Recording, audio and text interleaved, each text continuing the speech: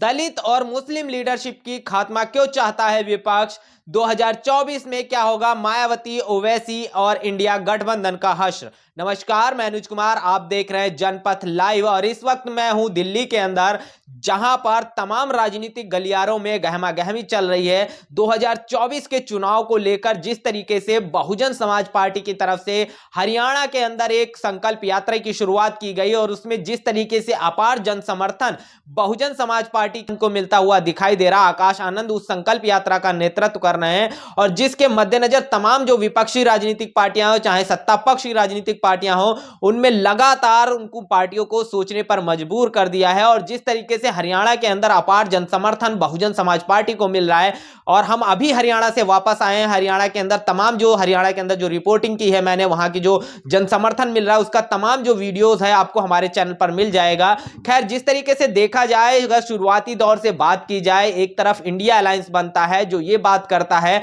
कि हम राजनीति में इसलिए आ रहे हैं, ये अलायंस इसलिए बना रहे हैं ताकि भारतीय जनता पार्टी को खत्म किया जा सके। और भारतीय जनता पार्टी जिस तरीके से जाति और धर्म के नाम पर राजनीति करती है उस पर अंकुश लगाया जा सके। लेकिन बात यहां पर सोचने पर यह भी मजबूर कर देती है, जिस तरीके से देखा जाए इस इंडिया अलायंस में शुरुआती दौर से जब इस इंडिया अलायंस को बनाया गया तब से ही अगर देखा जाए, इस पूरे अलायंस ने दलित और मुस्लिम समाज के तमाम प्रतिनिधित्व को, तमाम उन लीडर्स को जो उसका नेतृत्व करते हैं, उनको दरकिनार करने की कोशिश की है। और आज भी उस इंडिया अलायंस में तमाम जो मुस्लिम समाज के हों, चाहे दलित समाज के बड़े लीडर्स भी होते हैं जो इसका नेतृत्व करते हैं, उनको कहीं भी कोई भी स्थान नहीं दिया गया है। अगर बहुजन समाज की बात किया जाए तो बहुजन समाज के सबसे बड़े लीडर बसपा सुप्रीमो मायावती जी की बात किया जाए तो इस अलायंस में शुरुआती दौर से बसपा सुप्रीमो के खिलाफ तमाम तरीके की षड्यंत्र रचने की कोशिश की और आज भी इस अलायंस में बहुजन समाज पार्टी की राष्ट्रीय अध्यक्षा मायावती जी या किसी अन्य बड़े दलित नेता को शामिल नहीं किया गया। और वहीं पर अगर मुस्लिम समाज की हम बात करते हैं, जहां पर ओवैसी जी की अगर बात किया जाए, मुस्लिम समाज का नेतृत्व करते हैं, मुस्लिम समाज पर तमाम तरीके के जो एट्रोसिटीज होती हैं या तमाम तरीके की जो चीजें आती हैं उनका नेतृत्व करते हैं और ओवैसी जी को भी इस पूरे अलायंस में शामिल नहीं किया गया। वहीं जब बात आती है पूरे देश के अंदर दलितों पर, मुसलमानों पर जिस तरीके से जुल्म, जाति और अत्याचार होता है, जब उस पर आवाज उठाने की बात आती है तो कहीं ना कहीं इस इंडिया अलायंस के मुख्य दल अगर बात किया जाए, राहुल गांधी और एक तरफ जहां पर अखिलेश यादव, ये दोनों ऐसे दल हैं जो मुस्लिम समाज की वोट तो चाहते हैं, दलित समाज की वोट तो चाहते हैं, लेकिन जब इनके पक्ष में आवाज उठाने की बात आती है, जब इनके खिलाफ हो रहे शोषण पर आवाज उठाने की बात आती है, इन्हें नेतृत्व, इनके भागीदारी देने की बात आती है, तो ये दोनों लीडर कहीं ना कहीं चुप नजर आते हैं। वहीं जिस तरीके से आपने देखा दलित और मुस्लिम समाज के इन लीडर्स को जो इसका नेतृत्व करते हैं, जो इन पर हो रही एट्रोसिटीज, चाहे रामपुर का मामला हो, चाहे अमेठी का मामला हो, हर एक मामले पर, चाहे हल्द्वानी का मामला हो, चाहे संदेश खाली का मामला हो, उन मामलों पर आवाज उठाते हैं। लेकिन उन मामलों पर ना तो राहुल गांधी का और ना ही अखिलेश यादव का कोई बयान निकल कर आता है, लेकिन कहीं ना कहीं इस दलित और मुस्लिम समाज को बरगलाकर उसका वोट तो चाहते हैं। बड़ी बात निकलकर सामने यह भी आ रही है कि जिस तरीके से देखा जाए, बसपा सुप्रीमो हो चाहे ओवैसी हो, तमाम पूरे देश के अंदर दलित और मुस्लिमों पर जब भी कोई जुल्म, जाति और अत्याचार होता है तो आवाज उठाने के लिए दलित और मुस्लिम समाज की अगर लीडर्स की बात किया जाए तो ओवैसी जी और मायावती जी निकलकर सामने आते हैं। और बहुजन समाज पार्टी और ओवैसी जी की जो पार्टी है उसको ही इस इंडिया अलायंस की मुख्यतः अगर देखा जाए, अखिलेश यादव की बात किया जाता है तो उसको उन्होंने कहीं ना कहीं बीजेपी की बी टीम घोषित कर दिया। लेकिन अगर बहुजन समाज पार्टी और ओवैसी जी बी टीम है तो अखिलेश यादव क्या है? क्योंकि अखिलेश यादव की जो पार्टी है, अभी जो जिस तरीके से राज्यसभा का चुनाव हुआ और उस चुनाव के दौरान अखिलेश यादव के कहा यह भी जा रहा 12 से भी ज्यादा जो विधायक हैं उन्होंने अंदर खाने जो है भारतीय जनता पार्टी को वोट किया, उसमें कहा यह जा रहा था 9 ऐसे विधायक हैं जिन पर कार्रवाई की जाएगी। लेकिन अखिलेश यादव की तरफ से अभी भी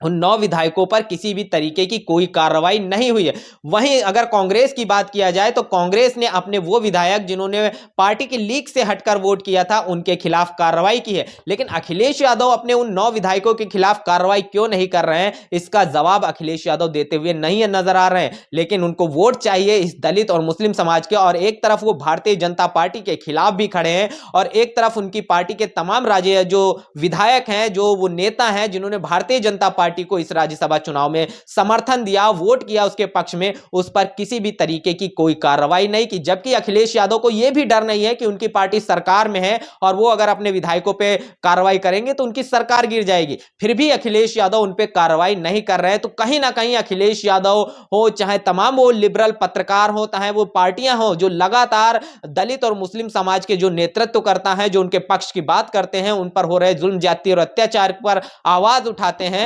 उनको भारतीय जनता पार्टी की बी टीम घोषित कर देते हैं ताकि इस दलित और मुस्लिम समाज को बरगलाया जा सके और उनका वोट हासिल किया जा सके। लेकिन जिस तरीके से ये इंडिया अलायंस ये दावा करता है कि हम भारतीय जनता पार्टी को 2024 में हरा देंगे, तो बड़ी बात ये निकलकर सामने आती है, जिस तरीके से आप साफ तौर पर देख रहे हैं, चाहे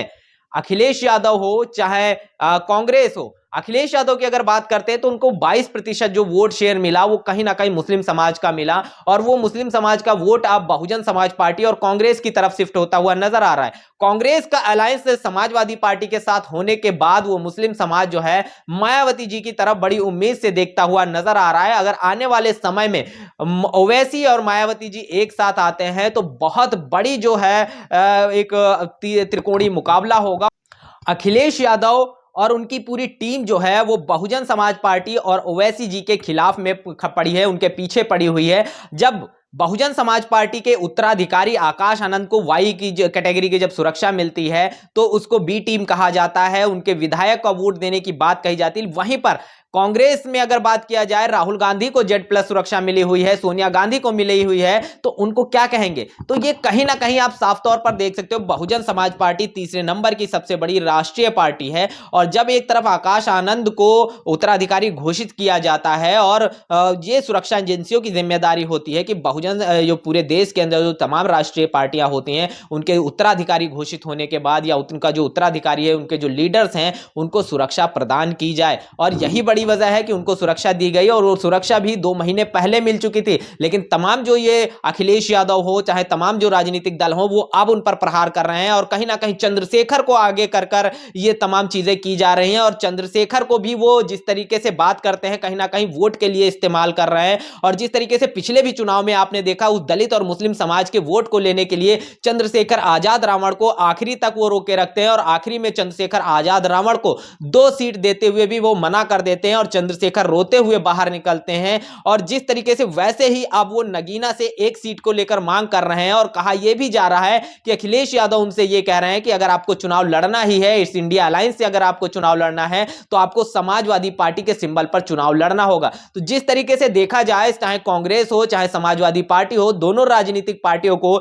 इस दलित और मुस्लिम समाज का वोट तो चाहिए, लेकिन इनको प्रतिनिधित्व देना ना पड़े। जिस तरीके से तमाम टिकट निकलकर सामने आते हैं, तमाम बातें जिस तरीके से जुल्म, ज्यादती और अत्याचार की निकल कर आती है, इन समाजों पर जिस तरीके से होता है, और उस पर जब सवाल उठाने की बात आती है, तमाम राजनीतिक पार्टियां हैं वो चुप रहती हैं। आज भी अखिलेश यादव का जवाब या कोई भी बयान जो है, वो रामपुर में जो घटना हुई जिसमें एक दलित लड़के को पुलिस की गोली लगने से उसकी मौत हो जाती है, उस पर किसी भी तरीके की कोई प्रतिक्रिया नहीं आई है। और कहीं ना कहीं लेकिन वो दलितों के हितैषी दिखाते हैं, अपने आप को बड़ी बात करते हुए नजर आते हैं, और वो पीडीए का नाम देते हुए एक बड़ा अलायंस बनाने की भी बात करते हैं। उस पीडीए में पिछड़ा दलित अल्पसंख्यक लेकर आते हैं, उसमें दलित शब्द है, लेकिन वो दलितों पर जुल्म, ज्यादती और अत्याचार होता है, उस पर आवाज उठाने के लिए अखिलेश यादव के पास कोई भी शब्द नहीं है। वहीं अगर बात किया जाए अल्पसंख्यक की, तो उस अल्पसंख्यक की जगह कभी वो अगड़ा ले आते हैं, कभी वो कुछ भी लेकर आ जाते हैं, और वो खुलकर मुस्लिम समाज के पक्ष में भी खड़े होते हुए नजर नहीं आते, मुस्लिम समाज का नाम लेते हुए भी नजर नहीं आते। तो इस तरीके की राजनीति जो है विपक्ष के द्वारा की जा रही है, ताकि इस बहुजन समाज के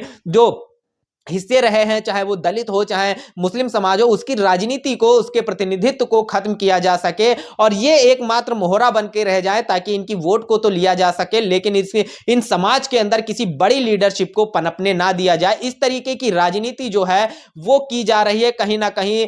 ये जो विपक्षी राजनीतिक पार्टियां हैं उनके द्वारा। और कहीं ना कहीं ये भी बात फैलाने की कोशिश की जा रही है कि बसपा सुप्रीमो अपनी जाति की राजनीति करें, कि उनके ऊपर तमाम चीजें बात निकल कर आती है कि बसपा बसपा सुप्रीमो अपनी जाति की राजनीति नहीं करती, वो सर्वजन की बात करती हैं। बाबा साहब भीमराव अंबेडकर ने एक बड़ा संविधान बनाया, उस संविधान के अंतर्गत बाबा साहब भीमराव अंबेडकर ने सभी जाति और धर्म और संप्रदाय के लोगों के लिए तमाम नियम कायदे कानून बनाए और उनके जीवन को सुचारू रूप से सही ढंग से चलाने के लिए तमाम हक और अधिकार देने के लिए उन्होंने किसी भी तरीके का कोई पक्षपात नहीं किया। और वहीं पर तमाम जो उस टाइम की जो राजनीतिक पार्टियां थी जिनको अंबेडकर से नफरत थी, वो राजनीतिक पार्टियों ने अंबेडकर को एक जाति विशेष का नेता बनाने की कोशिश की, एक जाति विशेष तक सीमित करने की कोशिश की। लेकिन तमाम बहुजन समाज के जागरूक लोगों, बहुजन समाज पार्टी के तमाम कार्यकर्ताओं के माध्यम से लगातार अगर देखा जाए वो मुहिम जो चलाई गई, जो मिशन चलाया गया, उसके बाद आज मजबूरी बन गई है कि तमाम राजनीतिक पार्टियां बाबा साहब भीमराव अंबेडकर और मान्यवर कांशीराम साहब को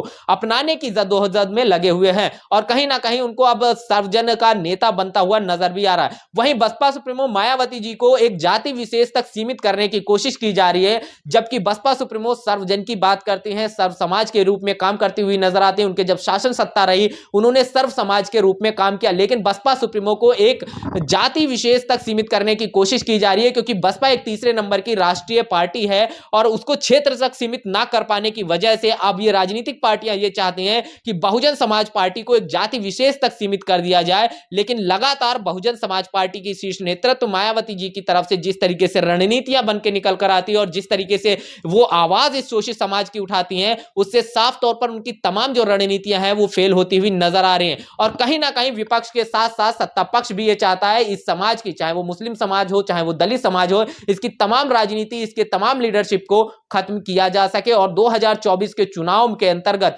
ये एक बड़ा षड्यंत्र जो है वो दलित और मुस्लिम राजनीति के खिलाफ होता हुआ नजर आ रहा है और वो आपको साफ तौर पर नजर आ रहा है। लेकिन इसके बावजूद जो है दिल्ली के अंदर कुछ बड़ा घटित होने वाला है, जिसकी खबर मैं आपके सामने लेकर आऊंगा। इसीलिए हमारे चैनल को देखते रहें, चैनल को सब्सक्राइब जरूर कर लीजिए, बेल आइकन दबा लीजिए ताकि हर एक खबर सबसे पहले आप तक पहुंच सके। इस पूरे मुद्दे पर आपका क्या सोचना है, कमेंट बॉक्स में अपनी प्रतिक्रिया जरूर दीजिएगा। बने रहिएगा जनपथ लाइव के साथ, तब तक के लिए जय भीम, जय भारत।